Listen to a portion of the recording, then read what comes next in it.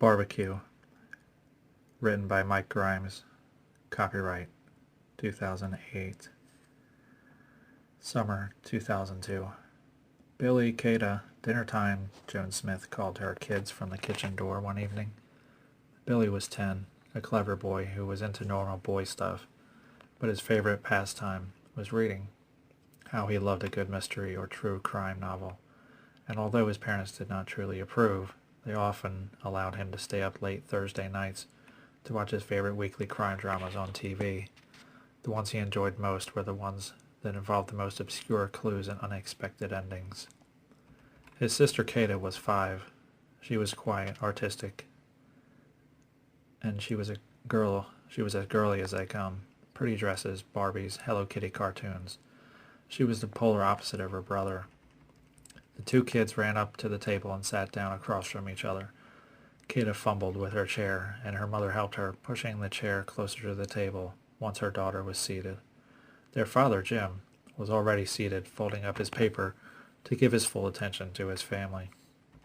Billy glanced over the spread of covered dishes before him. "What are we having?" he asked his mom.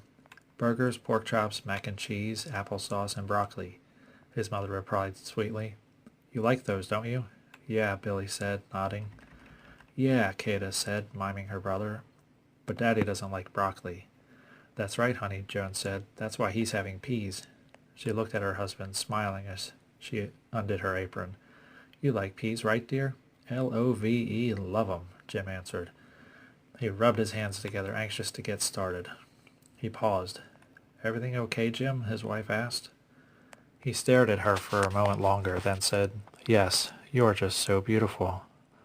Joan blushed and took her seat. "Thank you, dear." "Mommy's beautiful," Kata said suddenly. Jim looked at his little girl, leaning in close. Yes, she is, honey, and so are you." He reached down to tickle her on the side of her belly, and she giggled out loud. Billy and Joan laughed too. They were the perfect family. Ward and Joan Cleaver would be proud. Jim spoke again as he opened his napkin and placed it on his lap. "Everyone's allowed to not like one vegetable. It's in the rule book. Your mother hates carrots." Kata looked at her mother as her plate was filled with all the portions she could handle. "Why not, Mommy?" she asked. "Because," Joan said, smiling, if I eat all the carrots, the Easter Bunny will starve, and then he can't bring you candy and eggs on Easter." It was a lie, of course, and everyone but Kata understood this. Joan simply had a revulsion towards carrots. She had been force-fed them as a child, and ever since then, the mere smell of them nauseated her. It was why she and Jim never made their kids eat anything they did not enjoy eating. She refused to treat her children as she had been in the past. Kata giggled and looked at her brother, who smiled and played along. The 4-person family began eating. Kata dipped bite after succulent bite of pork steak into a puddle of applesauce before shoving it in her mouth. "Kata, honey," Joan chided gently. "Slow down, you'll get a sore belly." Billy, meanwhile, took his time with his cheeseburger, adding to it his favorite toppings, lettuce, tomato, ketchup, mayo, and pickles. Their parents carefully sliced into their pork chops, Jim taking bigger bites than his wife. He moaned, "that is one juicy chop." His wife smiled proudly. "Dad," Billy said between chews. "Finish chewing, then speak," his father said. Billy swallowed. "Dad, what other types of foods are there besides American?" "Well," Jim started before wiping his face with his napkin, "there's Mexican, which we all know gives you the farts." Billy and Kata laughed at the word farts. Their dad continued, "Then there's curry, but I find it a little spicy for my palate. Then there's soul food, which tastes like fried chicken." "Honey," Joan interjected. Jim smiled at his wife. "There's Chinese," he continued, "but it never quite fills you up. My favorite is ribs or steak. I like 'em with some fat on 'em so they're nice and juicy." He leaned towards his son a little. "Have you ever had sweetbreads?" he asked. Billy looked at his mom, puzzled, then looked at his dad again. "I don't think so. What are they?" His dad whispered with a sly smile, "Brains." Billy gave him just the reaction he'd wanted. "Really?" "Yep," Jim said. "And the smarter the better." He winked at Billy, then let the comment stew in his son's brain for a moment. Finally, he blurted out, "I'm kidding, son." Everyone laughed in relief, even little Kata, who didn't fully comprehend the comment or its innuendo, but knew enough to know the eating brains was icky. "No, no, no," her daddy said. "They do have brains, but they get them from cows and sheep. They don't come from humans, and it doesn't matter how smart or dumb the old animal is." "But I thought only zombies ate brains," Billy commented.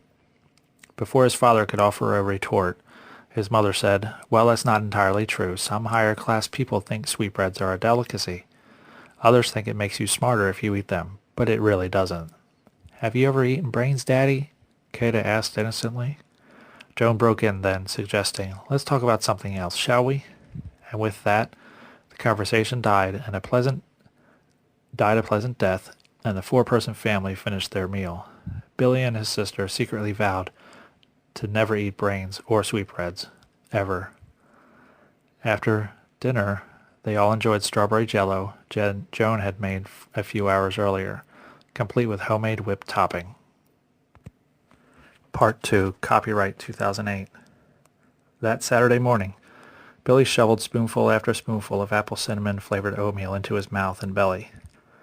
"Slow down, honey," his mother gently scolded. "You'll get indigestion." But Billy couldn't slow down. He was used to his weekly routine. Each and every Saturday, Billy woke up, showered, cleaned his room, made his bed. He knew that if he skipped straightening his room and bed, his mother would only hinder the progress of his day by making him stay home until it was done anyway. So he just woke up early enough to get the tasks done before breakfast. After that, he rushed downstairs, leaping over the last few steps, and hurried into the kitchen to eat.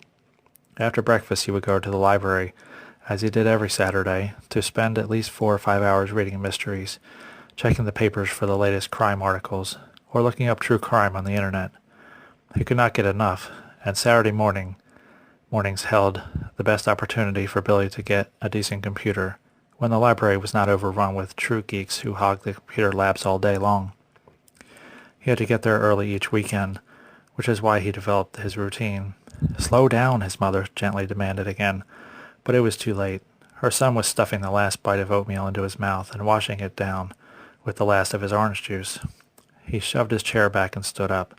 He slammed his empty glass down next to his plate and shrieked, "Bye, see ya," then bolted for the front door, snatching up his backpack on the way. "Be back by 1 or 2, his mom called after him. "The neighborhood barbecue is today." "'Kay," Bobby shouted as he yanked the door shut behind himself. Several hours passed, and the cart of books that needed to be returned was filling up for the second time, thanks to Billy's curious, devouring mind. The girl who worked each Saturday hated her shift, mostly because of the thankless manner in which the cart never seemed to be truly empty, and felt she would not have to work Saturdays in the first place if Billy Smith had not come in. In the smaller computer lab, Billy opened and closed more crime and murder websites than people might think existed. But it was 5 to 1, and he knew he had to finish up and leave for the day. The last window he had to close was for mysteriesrus.net. He moved the cursor to a little X that would make the window disappear forever, but paused. The updated headline caught his attention. It read, "Cold case in small town reopened. Photo of killer cannibal released." Billy could not resist. It was the best headline he'd seen all day. He scrolled downward and began to read. Earlier that morning, after her son had left for the library and Kata had gone out to play, Joan Smith had taken a load of laundry upstairs to the master bedroom. She did not see or hear the sliding glass door downstairs gently open. A man entered. He was tall, lean, and dressed casually. Once in the Smiths' home, he donned a black ski mask to conceal everything but his eyes. Then made his way upstairs. The article Billy read said the authorities in his town had a suspect in an older case where people were murdered, their remains apparently used as food for human consumption. Many of the female victims were raped and in their own homes before they were killed. The suspect was now living within a 50-mile radius of Billy's family home. At home, Joan hummed merrily as she folded clothes or hung them neatly on hangers in various closets. When she was finished, she picked up the empty basket from the floor and carried it to the hall closet. After putting it away, she returned to the master bedroom. On the website Billy was viewing, the words, "Click here to see a photo of the suspect," flashed inside a little red box beside the article he read from. He moved his cursor to that spot and clicked the mouse. At home, the intruder crept up behind Joan and grabbed one of her arms and covered her mouth with the other hand. He shoved her onto the bed, where she tried to crawl away, and the stranger fought to keep her close. She screamed briefly until he covered her mouth again. Suddenly he went limp, and a muffled ping echoed through the room. Blood sprayed from his mouth onto Joan's face before he fell like a wet noodle to the floor. When she looked up, Joan saw her husband standing there, a bloody aluminum baseball bat in his grip. Billy waited for the link to the photograph to open. Part 3, copyright 2008. Jim Smith dropped the bat onto the floor and kissed his wife's blood-spattered face. She stuck two of her fingers between her lips and licked them clean. Yummy, she cooed. Her husband leaned in and kissed her, tasting the maroon blood of the intruder cooling on her tongue. You're right, he said with a smile. Joan glanced towards the intruder's dead hand, still gripping her ankle. Its touch aroused her, and she found herself seducing Jim into a vicious love-making session, never squirming out of the dead man's grasp. Billy Smith waited as patiently as he could for the website to wipe the photo he had been anticipating onto the screen in front of him. When it finally appeared, the image shocked him so intensely that he knocked over his chair. It was his father. A cold sweat washed over him as he scrambled for the door, but not before closing the internet window on the screen and erasing the site from the computer's history. "How much is that?" Joan asked her husband. "At least enough to get us through Thanksgiving, I would say. One more would get us through the holidays completely. Is there room in the freezer?" "Oh, there's quite a bit of room left." "Oh boy," Joan said, beaming with a huge smile. At the library, Billy ran to the door he had entered through, but stopped because the janitor was mopping, and he had the area closed off to the public. Billy turned and bolted for the exit located at the opposite end of the library. It would take him an extra minute or two to loop around the lobby, since the entrance nearest his home was blocked, but he did not have any choice in the matter. At home, in the basement, Jim Smith pulled aside a gigantic shelving unit to reveal a large, rustic-looking freezer behind it. When he tugged it open, a thick cloud of steam flowed into the room around his feet. Inside, on thick metal hooks, were slabs of meat, huge slabs of meat. Sets of rib cages and human bodies hung on random fashion. Bags of steaks and burgers and ribs lined the shelves that ran the walls. Jim dragged the intruder's body into the freezer and quickly stripped him of his clothes. He pierced the stranger's body with a sharp silver hook and used a chain hoist mechanism to lift him up off the floor for proper freezing among all the others. A few drops of blood froze as they touched the frozen floor, but Jim let them be for now. He had a grill to light, and he had just enough time to do so before the neighborhood picnic. Upstairs, Joan was finishing cleaning up the last of the evidence and blood before heading down to the kitchen to cook deviled eggs and chili. Jim grabbed a bag of burgers and one of assorted steaks and closed the door to the freezer as he left, whistling a cheerful tune as he went upstairs. In the foyer of the library, something caught Billy's eye. He stopped running long enough to read a missing persons report tacked up on the wall there. There were several of them hanging there on the bulletin board, and Billy wondered how he had never seen them before. Some of the faces looked vaguely familiar to him, but it was the names of the missing people that had actually held his attention.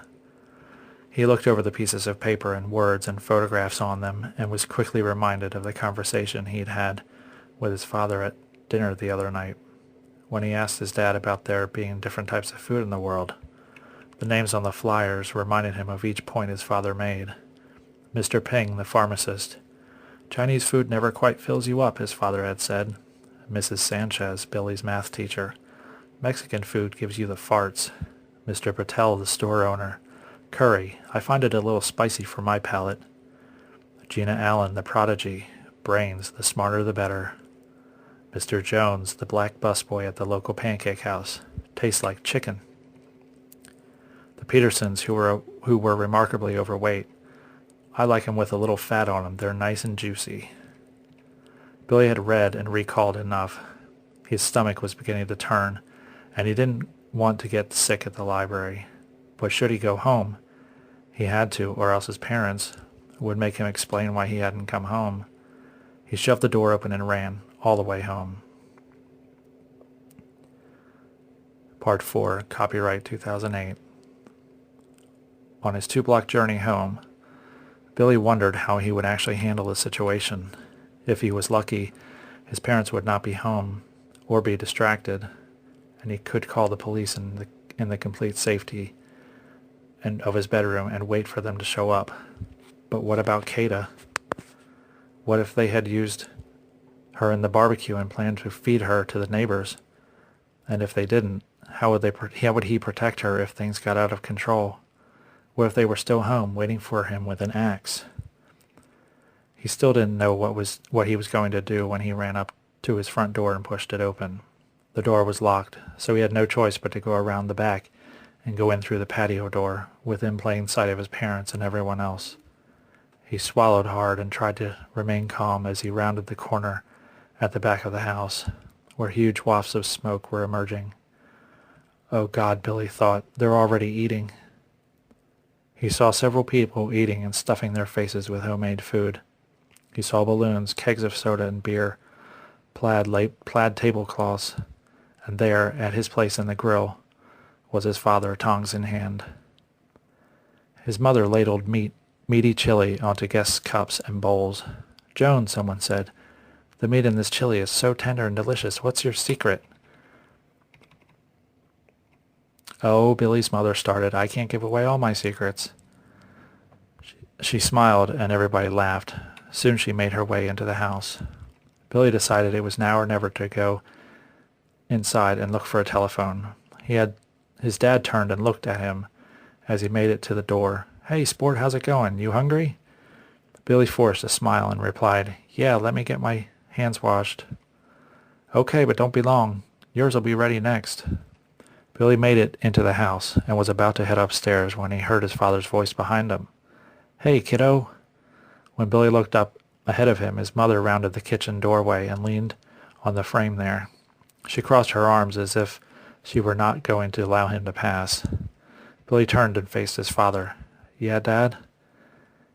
His father had one hand behind his back, holding, Billy presumed, a hatchet or other weapon that would do him in quickly for attempting to snitch on his own family. "I have something for you, son," his father said sternly, "and I truly believe you've earned it." Billy closed his eyes and had to make a conscious effort not to pee in his pants. He waited for the death blow, and then nothing, except the overwhelmingly pleasant aroma of meat, ketchup, and pickles. "Here you go, sport," his dad said cheerfully. When Billy opened his eyes, he did not see a weapon at all. Instead, Mr. Smith was holding a stiff paper plate with the biggest, juiciest cheeseburger Billy had ever seen. Inside, Billy melted with relief. "Made it with all the trimmings," his dad said, "just the way you like it." Billy hesitated for a moment. Then, after a deep sigh and a devilish wink from his father, he grabbed the burger off the plate and took a gigantic bite.